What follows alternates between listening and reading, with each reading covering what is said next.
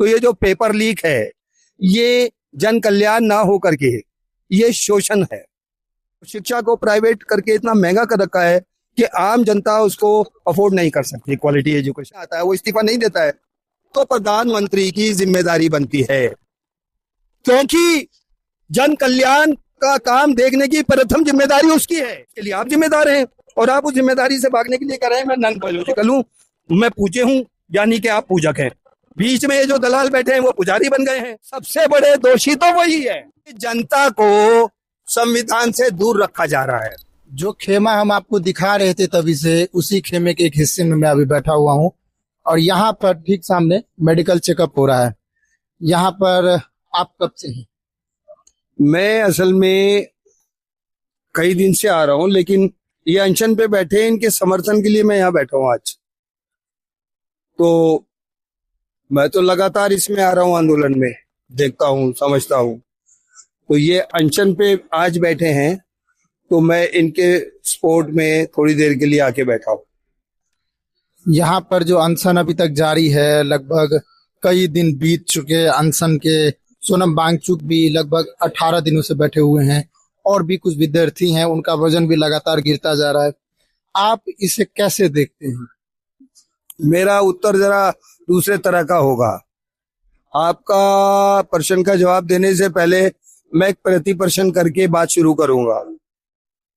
घोषित रूप से हमारे देश में समाजवादी लोकतंत्रात्मक गणराज्य है, जिसका भारत में अर्थ होता है कल्याणकारी राज्य। कल्याण का मतलब है नागरिकों के विकास से, उत्थान से। अगर उस नजरिए से देखें तो ये जो पेपर लीक है ये जन कल्याण ना हो करके ये शोषण है। जिन बच्चों ने मेहनत की, जो अफोर्ड नहीं कर सकते, लाखों रुपया उसमें लगता है तो प्रॉपर्टी बेचते हैं, घर बेचते हैं, कुछ माएँ अपना जेवर बेचती हैं, इस उम्मीद में कि सरकार तो इतनी संवेदनशील है नहीं कि जो क्वालिटीफुल एजुकेशन सरकार की ओर से प्रोवाइड हो और बच्चे प्रतिभावान बने और वो सिस्टम के साथ अटैच हों और देश के विकास में सहयोगी बने। और इसके अलावा कोई विकल्प नहीं है जीवन को बेहतर करने का। तो वो अपनी तरफ से जो बरसों बरस का तिनका करके कुछ जोड़ा होता है उसको भी जोड़ देते हैं कि इसलिए कि भाई बच्चे मेहनत करके परीक्षा में पास होंगे और आगे बढ़ेंगे। तो इन्होंने क्या कर रखा है कि अघोषित रूप से जन सामान्य के लिए शिक्षा को इतना दुर्गम बना दिया है। इन्होंने पहले तो इनको उम्मीद नहीं थी कि ये इतना जोर लगा के कोशिश करेंगे, पेपर तक पहुंचेंगे। जब इन्हें लगा कि ये तो भाई आगे आने के लिए ये भी सब कुछ कर रहे हैं, तो इन्होंने इजाद कर लिया पेपर लीक का, उनको रोकने के लिए अघोषित रूप से। और शिक्षा को प्राइवेट करके इतना महंगा कर रखा है कि आम जनता उसको अफोर्ड नहीं कर सकती, क्वालिटी एजुकेशन को। और ये दुस्साहस करके किसी तरह से एग्जाम की तैयारी करते हैं तो उसको लीक कर देते हैं। तो मेरी नजर में ये व्यवस्था की ओर से सोचा समझा नागरिकों के प्रति अपराध है, नागरिकों का शोषण है। तो आपने जो पूछा कि क्या असर है, तो सरकार तो जानबूझ के इस काम को, यानी कि जो इस्तीफा मांगा जा रहा है वो जायज है। आप मंत्री हैं, शिक्षा की जिम्मेदारी आपकी है, आपके फील्ड में, आपके क्षेत्र में, आपके अंतर्गत वो फेलियर है, वो फेलियर नहीं जानबूझ के किया गया है। तो अब अगर उनका इस्तीफा मांगा जा रहा है तो ये हर तरह से नीति सम्मत है। तो इतने दिन भूख हड़ताल पे बैठने की आवश्यकता नहीं थी, उनमें संवेदनशीलता होती तो वो स्वीकार करते, कहते ठीक है कहीं कोई मिस्टेक हुई है तो उसको ठीक करेंगे भाई। और अगर कोई जिम्मेदार है, चाहे मंत्री जिम्मेदार है या उसके नीचे कोई, उसको बाहर करेंगे। तो ये पॉजिटिव रवैया वो नहीं अपना रहे, तो इसका मतलब ये मर भी जाए तो उनके कान पे जू नहीं रेंगते, मतलब वो निष्ठुर हो चुके हैं। तो अब जो असर आपने पूछा, तो मुझे ये लगता है कि इस आदमी की वो आहुति लेने पे तुले हुए हैं। 18 दिन 19 दिन कम नहीं होते, बहुत लंबा। हाँ, तो इस लिहाज से मैं तो इसलिए बैठा हूं कि मैं भी इसी देश में पैदा हुआ हूं और बूढ़ा हो गया। गवर्नेंस का जो भी शोषण है व्यवस्थागत, वो ये एक मुद्दा नहीं है कि साहब ये छात्रों का मसला है। छात्र भी तो एक दूसरे से इंटरकनेक्टेड है, सापेक्ष है ना जीवन हमारा। अगर व्यवस्था का शोषण का वो शिकार हो रहे हैं तो कहीं ना कहीं इनडायरेक्ट हम भी शिकार हो रहे हैं, हमारे बच्चे भी शिकार होंगे और हो रहे हैं। बिल्कुल आप सही कह रहे हैं। मैं वापस एक बिंदु पे चलूंगा। आपने कहा कि हमारा जो देश है, संविधान कहता है कि आप एक लोकतांत्रिक व्यवस्था में हैं और वो कहता है कि हमारा उद्देश्य लोक कल्याणकारी है। लेकिन ये जो नरेंद्र मोदी की सरकार है एज अ प्राइम मिनिस्टर, आप इस मोदी नाम के चेहरे को जो इतना बड़ा बनाया जाता है और वो इतनी छोटी सी बात जो एक जिम्मेदारी की होती है एज अ बड़े लीडर के तौर पे, तो क्या ये नरेंद्र मोदी की सीधे सीधे ये विफलता नहीं है, ये उनकी दुर्बलता नहीं है, या एक इस देश के ऐसे लीडर के तौर पे होना जो आज के समय पे वो काम कर रहा है जो शायद किसी प्रधानमंत्री ने नहीं किया था? जैसे युवा लोग कह रहे हैं कि कॉफिया बाहर जाकर बांटते हैं, 2 6 8 करते हैं, 1 7 8 करते हैं, A+B का होल स्क्वायर कहती है।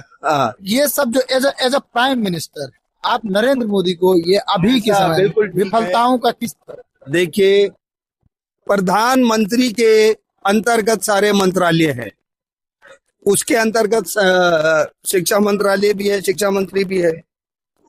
यदि शिक्षा मंत्री या संबंधित कोई भी मंत्री उसके मंत्रालय में अगर कुछ गड़बड़ होती है और वो पॉजिटिव नहीं आता है, वो इस्तीफा नहीं देता है, तो प्रधानमंत्री की जिम्मेदारी बनती है, क्योंकि जन कल्याण का काम देखने की प्रथम जिम्मेदारी उसकी है, क्योंकि वो प्रथम नागरिक है और वो कमिटेड है। संविधान के अंतर्गत देखे तो जन कल्याण करने के लिए पूरी मशीनरी जो है, जो व्यवस्था तंत्र है, वो जन कल्याण के लिए डेडिकेटेड होना चाहिए और निगरानी करना उसकी ड्यूटी है। और अगर वो नहीं कर रहा है तो इसका मतलब पूरी तरह से जिम्मेदारी प्रधानमंत्री की है। दूसरे, ये एक बच्चे का मामला नहीं है, पूरे देश का मामला है, भविष्य का मामला है। सिर्फ उन स्कूल के जो बच्चे हैं, स्टूडेंट हैं, उन्हीं का भविष्य का मामला नहीं है, ये पूरे देश के भविष्य का मामला है। जब हम एक बेहतर नागरिक तैयार नहीं कर सकते तो देश का आगे किस तरह से संचालन करेंगे? तो ये ड्यूटी भी प्रधानमंत्री की है। अभी समझना, एक साजिश गहरी जिसपे आप लोगों को बिल्कुल भी ध्यान नहीं गया और उसने अपने आप को जवाबदारी से बाहर करने के लिए साजिश रची और तुम्हारी आंख में और हमारी आंख में धूल झोंका और हम उस बात को समझ नहीं पाते। वो बताता हूं मैं। वो देश के प्रथम नागरिक की हैसियत से उनका जब प्रथम कर्तव्य है जन कल्याण पे निगरानी रखना और उसको गति देना, तो वो प्रथम नागरिक हैं। और 24 में उन्होंने क्या कहा, आपको याद होगा, उन्होंने कहा वो नॉन बायोलॉजिकल है। उन्होंने इसकी साजिश का अर्थ समझ लो क्या है। नायकवाद की तरफ आगे बढ़ रहे। नहीं, आप, मैं जहां बता रहा हूं वहां सुनो। नॉन बायोलॉजिकल का मतलब है कि वो अवतार हैं, भगवान हैं, पूज्य हैं, यानी कि वो प्रथम जिम्मेदारी से भी बाहर चले गए, अब वो पूज्य हैं। आपको प्रश्न करने का भी अधिकार नहीं है, क्योंकि वो अपने आप को पूजनीय बता रहे हैं, अवतार बता रहे हैं। इनडायरेक्ट वो अपनी जिम्मेदारी से भागने के लिए उससे भी ऊपर चले गए कि मैं पूज्य हूँ। ये साजिश है कि नहीं? लोकतांत्रिक व्यवस्था में जिम्मेदारी से भागने का तरीका है कि नहीं है? बिल्कुल, ये साजिश ही है ये। और आप लोगों ने सुन के भी आप रिएक्ट नहीं किए, क्योंकि ये एक प्रणाली है, ये मनोविज्ञान है, व्यवस्था का शोषण को बढ़ाने की एक ये पद्धति है। कई बार इनसे पूछा जाता है ना कि भाई आप परिभाषा दीजिए, आप हिंदुत्व की बात करते हैं, उसकी परिभाषा क्या है? तो ये फिर उसका उत्तर देते हैं कि ये एक पद्धति है। तो ये ठगी की पद्धति है, ये व्यवस्था शोषण को थोपने की पद्धति है। अरे सीधा सीधा जन कल्याणकारी राज्य है, तुम्हारी ड्यूटी है कि पूरे देश के विकास में एक एक आदमी तक जन कल्याण का काम पहुंचना चाहिए। अगर नहीं पहुंच रहा है तो वो व्यवस्था की असफलता है, उसके लिए आप जिम्मेदार हैं। और आप उस जिम्मेदारी से भागने के लिए कह रहे हैं मैं नॉन बायोलॉजिकल हूँ, मैं पूज्य हूँ, यानी कि आप पूजक हैं। बीच में ये जो दलाल बैठे हैं वो पुजारी बन गए हैं, वो भगवान बन गए हैं और आप ताड़न के अधिकारी हैं सिस्टम से बाहर। आपके पास अब लोकतांत्रिक अधिकार के लिए आवाज उठाने का अधिकार इनडायरेक्ट छीन रखा है। तो वो सबसे बड़े दोषी तो वही है। यहाँ पर मैं दर्शकों को बताना चाहता हूँ, ये बहुत बड़ी बात है और इसे समझने की कोशिश कीजिए। जब ये कहा जाता है कि आप हमसे सवाल नहीं कर सकते हैं और वो सवाल पूछने की इजाजत किसी और तरीके से नहीं देते हैं। अंबेडकर जी ने कहा था कि नायकवाद एक्सेप्ट नहीं करेंगे, लेकिन उससे भी एक कदम आगे बढ़े नरेंद्र मोदी। उन्होंने क्या कहा कि मैं अवतार हूं। अवतार का अर्थ नायकवाद से भी ऊपर है। हिटलर को हम नायकवाद कह सकते हैं, लेकिन उससे भी ऊपर जाना एक अवतारवाद का एक सिद्धांत है। वो चीजें जब अगर मान लिया जाता कि अगर वो चीजें सच में, उनकी बातें अगर 24 में उन्हें अगर उतनी सफलता मिल जाती जितनी वो अपेक्षित कर रहे थे, तो हमें लगता है कि ये चीजें और भी कट्टर हो सकती थी जवाबदेही से बचने के लिए। और भी इसमें जो है ना, निष्ठुर गवर्नमेंट जो कहते हैं, एक तरह से कहा जाता है कि आप लोकतांत्रिक समाजवाद में जी रहे हैं तो आपको उदार होना होगा, व्यवस्थाओं को समझना होगा। एक दो शब्द और समझ लो, आजादी हमको मिली तो ये बात भी सोची गई, पुराने जमाने की जो शासन प्रणालियां थी, पद्धतियां थी, जो राजा का तंत्र होता था तो उसमें एक तरफा बात चलती थी। तंत्र भी राजा ही बनाता था और राजा ही के हित देखे जाते थे। तो हमने जब आजादी हासिल की तो ये भी विचार किया कि अब किसी भी तरह से व्यवस्थागत शोषण नहीं रहना चाहिए। जी बिल्कुल, ये व्यवस्था की ओर से नागरिकों में कैटेगरीज नहीं होनी चाहिए, समानता व्यवस्था के आधार। तो उसको अच्छे से समझने के लिए दूसरे देशों के जहां लोकतंत्र था उनके संविधानों को भी पढ़ा समझा गया, और जो जो बड़े धर्म है उनके दर्शन के जो मौलिक सिद्धांत है उनको समझा गया। और उसके बाद ये तरीका अपनाया गया कि भाई हमारा जो देश है, जो मौलिक सिद्धांत हैं, जो सार्वकालिक सिद्धांत है जन कल्याण के, जो सार्वभौमिक और सार्वकालिक है, अपरिवर्तनीय है और अपरिहार्य है, वो कौन से सिद्धांत हैं? सामाजिक न्याय, आर्थिक न्याय, राजनीतिक न्याय। क्योंकि पुरानी प्रणालियों में, जिसे हम मनुवाद कहते हैं, समृद्धि, मनु समृद्धि कहते हैं, उसमें सामाजिक अन्याय को उचित ठहराया गया और वो व्यवहार आज तक जारी है। जी बिल्कुल सही बात पूरी नहीं हुई है। तो वो जब सामाजिक दर्जे नीचे डाउन कर दिए तो त्याज्य और पूज्य वहीं पैदा हो गया, समझे आप। अब आर्थिक अन्याय, उनको संपत्ति रखने का अधिकार नहीं, उनसे बेगार ली जाती थी, तो राजनीति यानी सामाजिक न्याय के साथ साथ आर्थिक न्याय और व्यवस्था में भागीदारी का तो कोई प्रश्न नहीं था। लेकिन इन दोनों चीजों से बचने के लिए उन्हें राजनीतिक भागीदारी सुनिश्चित करने के लिए संविधान में ये प्रावधान किया गया कि सामाजिक, आर्थिक, राजनीतिक न्याय दिलाने के लिए। तो अब सवाल ये है विकेंद्रीकरण।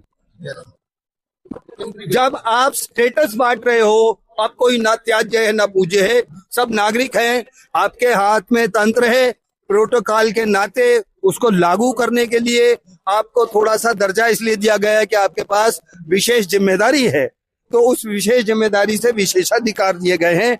वो विशेषाधिकार पूछने के लिए नहीं है, पुजवाने के लिए नहीं है, वो जन कल्याण के काम को आगे बढ़ाने के लिए विशेषाधिकार। बिल्कुल सही। तो इस तरह से इन्होंने वापस क्या किया है, जो ये चुनावी जो लोकतंत्र है, आप चुनावी प्रक्रिया के अंतर्गत वोट तो देते हो और सोचते हो हम लोकतंत्र में जी रहे हैं, आप देते नहीं हो, वो आपसे ठग लेते हैं। और फिर उसके बाद जब वो संवैधानिक पदों पे जाते हैं तो फिर वो कार्यकारी शक्तियों का दुरुपयोग करते हैं। वो विकेंद्रीकरण नहीं करते, ना तो स्टेटस का विकेंद्रीकरण करते हैं, ना आर्थिक संसाधनों का विकेंद्रीकरण करते हैं, ना राजनीतिक अधिकारों का विकेंद्रीकरण करते हैं, उसका केंद्रीकरण कर लेते हैं, सब सेंट्रलाइज करके अपने पास इकट्ठा कर लेते हैं। जब वो पूज्य बनेंगे तो आप क्या बनेंगे? त्याज्य। तो आपका सामाजिक अधिकार छीन लिया और आपको पता भी नहीं चला। इसी तरह फिर राजनीति, आपको 5 किलो गेहूं दिया जा रहा है, उनके लाखों करोड़ अपने चहितों के माफ किए जा रहे हैं और आपको यही नहीं पता चल रहा कि आपके साथ आर्थिक शोषण हो रहा है। बिल्कुल। और राजनीति में तो आप पहुंच ही नहीं सकते, अगर किसी तरह पहुंच गए तो आपको एजेंट बना लेंगे कि अपने समाज के वोट दिलाते रहो और लूट के माल में आपको फैसिलिटी मिलती रहेगी, बाकी उनको बंधुआ बना के रखो। आप प्रत्यक्ष, बहुत बड़ी बात ये कह रहे हैं आप, ये राजनीतिक एजेंट, आज सबसे ज्यादा राजनीतिक एजेंट इस देश में फैले हुए हैं। हाँ, तो ये इसलिए है कि जनता को संविधान से दूर रखा जा रहा है। जैसे पहले वेदों से दूर रखा गया, यहाँ मैं एक शब्द कहूंगा, जरा कड़वा शब्द है, लेकिन जिनका समाज को नेतृत्व देने का दायित्व है, ये सभी आते हैं। मुल्लाओं ने कुरान को फेल कर रखा है, पंडों ने वेदों को फेल कर रखा है, और नेताओं ने संविधान को फेल कर रखा है। उस पे वो स्वीकार करने के लिए है, वो दिखाने की चीज नहीं है, वो अमल करने की चीज है। आप अगर उसको ईमानदारी से उस पर अमल करेंगे तो जो जितने भी संसाधन हैं, जो मशीनरी है, तो लोगों के जीवन का कल्याण करेंगे, तो उनका लाइफ ऊपर उठेगा, शोषण से बाहर आएंगे। और आरक्षण भी इसलिए रखा गया था कि जो जिनको आश्रय के भी बाहर कर दिया गया है, तो अब उनको वापस लाएंगे और सामान्य नागरिक बनाएंगे। यहाँ उसको हथियार बना लिया गया, वोट बैंक बना लिया गया, और जो आरक्षण से फैसिलिटी पाके सामान्य हो गए, उनके बेटे और दर बेटे तो मिल रहा है उनको आरक्षण का फायदा, लेकिन बहुत बड़ी तादाद में जो जरूरतमंद है वो आज भी वंचित हैं। मतलब जो संवैधानिक पदों पे पहुंच गए वो अघोषित रूप से ईश्वर का दर्जा पा गए, और जो सिस्टम से कनेक्टेड नहीं है वो आज भी ताड़न के अधिकारी हैं। तो इस तरह से पूरे सिस्टम को एक छद्मवेशी, आप ये कहिए कि ये क्या बोलते हैं, शैडो, छाया सरकार चल रही है। ये देखने में हमारे लोकतंत्र के प्रधानमंत्री है, मगर इनकी कमांड उन्हीं लोगों के हाथ में है जो व्यवस्था का कमांड लेके व्यवस्था का शोषण को आगे बढ़ाते हैं। जी, तो बात वही है। आप मुझसे सवाल पूछ रहे हो उसको लेकर के, आप युवा हो, मेरी 70 हो गई, 2-4 साल कुछ दिन में टाइम बोल जाऊंगा, मेरे पास कुछ नहीं बचा है। आपका फ्यूचर बचा है, आप शादी करोगे, बच्चे होंगे, परिवार होगा, और कितने तुम जैसे हैं, ये इतने 18-19 अभी भी बच्चे मर गए, कितने 31 मर गए पेपर लीक की वजह से। तो आपको ये समझना चाहिए ताकि, और अपने मोहल्ले में समझाओ, अपने दोस्तों में एंजॉय करते हो, थोड़ी हंसी टोले करते हो, अरे कम से कम जिस व्यवस्था तंत्र के तुम प्रभाव में हो, तुम्हारा जीवन जो है, आपको आपकी जड़ों में पानी नहीं पहुंच रहा है, जैसे पौधा जो है नहीं पनपता है, ऐसे तुम्हारे अधिकार तुम तक नहीं पहुंच रहे, तुम्हारा जीवन झुलस रहा है। तुम नहीं समझोगे तो कौन समझेगा। ये बच्चों में भी चर्चा होनी चाहिए, गांव-गांव के जो विद्यार्थी हैं, जो लोग हैं, सबको आपस में इन सब चीजों पे चर्चा होनी चाहिए। और उपाय बताता हूँ। जी जी जी। जो पुराने जमाने में जिनको हम अवतार बोलते हैं, देवता बोलते हैं, पैगंबर बोलते हैं, उस जमाने में जनसंख्या तो बहुत कम थी, लेकिन जब समाज में विकृति आ जाती थी तो कोई एक आदमी खड़ा हो जाता था, और वो उनको सब अपग्रेड करके नए इंस्ट्रक्शंस के साथ, नए रूल एंड रेगुलेशन के साथ, यहाँ तक कि अगर ईश्वर की धारणा का भी दुरुपयोग हो रहा है तो उसकी जगह वो ऑप्शनली दूसरा ईश्वर लाके खड़ा कर देता था, शोषण मुक्त व्यवस्था का रास्ता बना देता था। ये बुद्ध ने भी किया। बुद्ध ने जब देखा कि ईश्वर के नाम पे शोषण हो रहा है तो ईश्वर को ही नकार दिया, उन्होंने सम्यक मार्ग, रूल एंड रेगुलेशन, ठीक।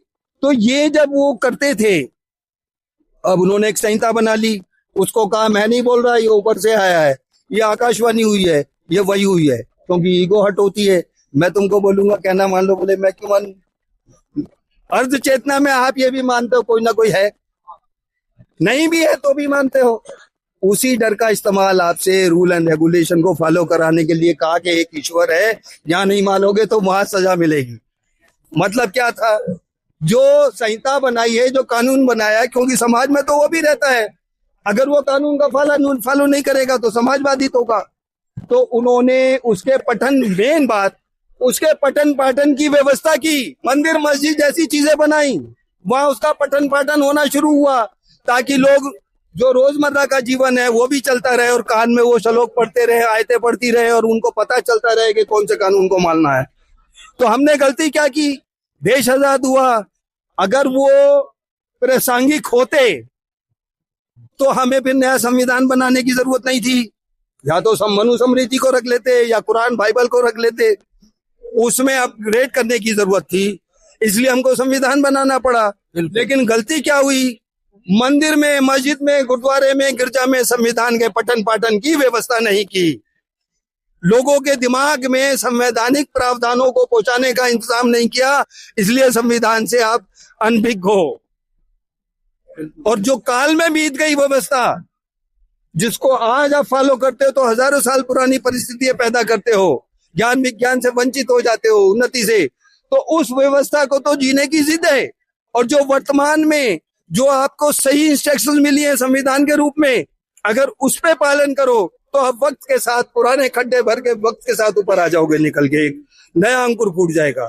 तो ये जानबूझ के तत्व ज्ञान से वंचित रखने का ये षड्यंत्र होता है। तो ये उसे बपौती बन रहे हैं। बहुत बड़ा असीम संसाधन इकट्ठे होते हैं वहां, आपको पता नहीं चलेगा, उसे देख के ये बेईमान हो जाते हैं। इसलिए हजारों लाखों करोड़ आ जाता है इनके पास। कहां से आ जाता है? आपके दादा परदादा खून पसीना बहाते रहे और आपको कुछ भी नहीं मिलता, आज भी गुजारा करना मुश्किल है। तो वही जिम्मेदार ये सभी है, और वो भी जिम्मेदार हैं जो इनको ये आइडिया दे रहे हैं व्यवस्था हथियाने का।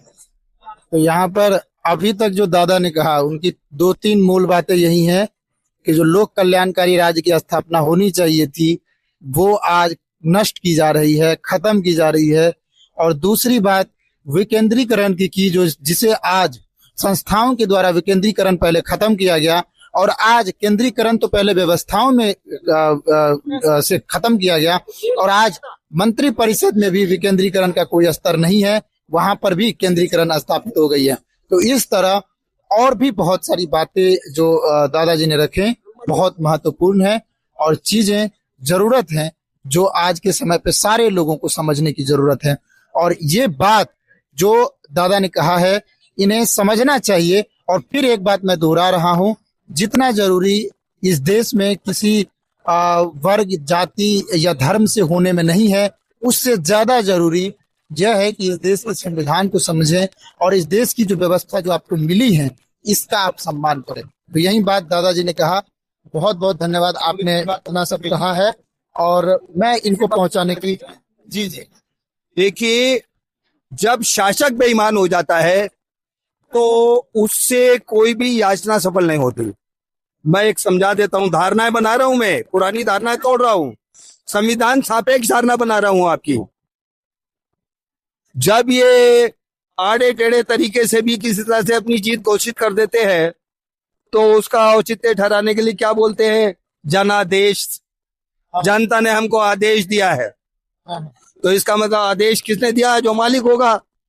तंत्र का मालिक कौन है? जन्म तंत्र है तो तंत्र जनता का है, राजा का नहीं है ना। और जनता ने आदेश दिया, हमको वोट दिया है, तो इसका मतलब उनका काम क्या हुआ? सर्वेंट हुए। अच्छा जी, जब संवैधानिक पदों पे पहुंच गए तुम भूल गए कि तुम तंत्र के मालिक हो, यहाँ याचना करने के लिए बैठे हो। आप याचना कर रहे हो, रिक्वेस्ट कर रहे हो, मालिक तो तुम हो ना। तो अब भी आदेश दो कि तुम अगर ठीक से काम नहीं कर रहे हो तो बाहर निकलो, छोड़ो। और ये बात हर एक के दिमाग में बैठा दो, लंबी चौड़ी बात नहीं। बिल्कुल, जनादेश। तो हम जनादेश देते हैं, तुमसे तंत्र नहीं चलाया जा रहा, तुम हेरा फेरी कर रहे हो। हमने आदेश देके तुमको वोट देके वहां पहुंचाया था, अब आदेश दे रहे हैं कि तुम उसके योग्य नहीं हो। ये बात हर एक के दिमाग में डालो। अगर ठीक से रोजगार नहीं मिल रहा तो व्यवस्थागत असफलता है। सच्ची लोकतंत्र की बात यही है जो अभी कहा गया है। ये बंद लास्ट मैंने लगाया, शिक्षा पूरी नहीं मिल रही, वो व्यवस्थागत असफलता है। समझे आप? कुछ भी नागरिकों को फलने फूलने के लिए जो चीजें गवर्नेंस को देनी चाहिए वो नहीं पहुंच रही, तो वो कह रहे हैं आपका। ये बात समझा दो लोगों को, वो पढ़ा लिखा है या अनपढ़ है। अरे भाई, ये सारे उपाय करने के लिए तो नया संविधान लाना पड़ा। ईश्वर बाधा आ रही थी तो ईश्वर को हटा दिया, उसमें कहीं पे भी ईश्वर का कोई रेफरेंस नहीं है। उसने मूलभूत सिद्धांत पकड़ लिए जो मैंने कहा, सार्वकालिक, सार्वभौमिक और अपरिवर्तनीय और अपरिहार्य।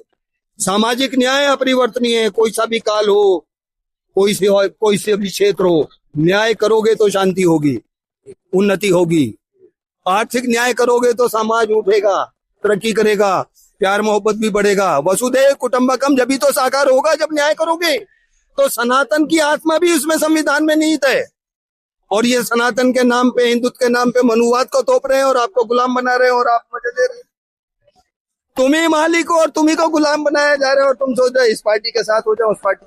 पार्टी की गुलामी नहीं, संविधान की प्रतिबद्धता चाहिए। तो अगर वो गड़बड़ है तो नागरिक को जागरूक होना चाहिए, लगाम तुम्हारे हाथ में होनी चाहिए, ये काम तुम्हारी ड्यूटी बनती है।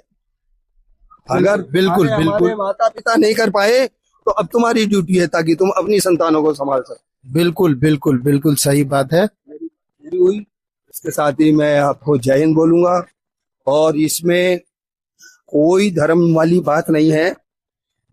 धर्म जो है न्याय में है, पूजा बिल्कुल पाठ में बिल्कुल नहीं है। बिल्कुल बिल्कुल कल्याणकारी रेगुलेशन को लागू करने में वास्तविक धर्म है। तो आप अपना नाम बताइए। हमारा नाम बलराम कुमार है कहाँ से हो? और मैं बिहार से हूँ, लेकिन नई दिल्ली में पढ़ाई कर रहा हूँ। ओके, आप बलराम कुमार, आप मनीष कुमार, आप भी बिहार से हो? बिहार से। आप? अच्छा, अगर मेरी कोई बात भी आपके अंतरात्मा को स्वीकार नहीं हो तो यही छोड़ देना। नहीं, ये तो आप बहुत लोकतांत्रिक वाली बातें बोल रहे हैं। और मुझे यहाँ तक मैं अपने दर्शकों से कहना चाहता हूँ कि आप जो बातें कही गई हैं उसको आप गहराई से समझने की कोशिश कीजिए। कई सारे सिद्धांतों की बात एक साथ की गई है बहुत कम समय में। तो यही निवेदन है कि हर एक बात को समझना है और उसको अनुकरण भी करना है। और बहुत बहुत आपका शुक्रिया, आप इतनी उम्र में भी इस तरह से आप जज्बा दिखा रहे हैं, इस तरह से बोल रहे हैं, और आप यहाँ के नागरिकों को लोकतंत्र का पाठ आप देने की कोशिश कर रहे हैं। हम सभी यहाँ पर ये सब समझने की कोशिश कर रहे हैं। आपका दिल से, तहे दिल से शुक्रिया अदा कर रहे हैं।